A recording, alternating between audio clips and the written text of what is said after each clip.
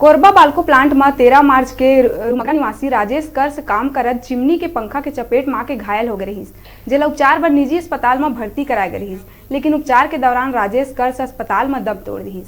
बाल्को प्रबंधन के लापरवाही के वजह ले होए हादसा ल लेके श्रमिक नेता और मजदूर लोगन में काफी आक्रोश देखे बर मिलिस। बताया जाते कि मृतक राजेश कर्स पावर मेक प्रोजेक्ट लिमिटेड ठेका कंपनी के पेटी ठेकेदार एम इंटरप्राइजेज में काम करत रहीस। घटना है शनिवार शाम करीब 5-5:30 बजे के आसपास। राजेश कर्स नाम का है भाई का।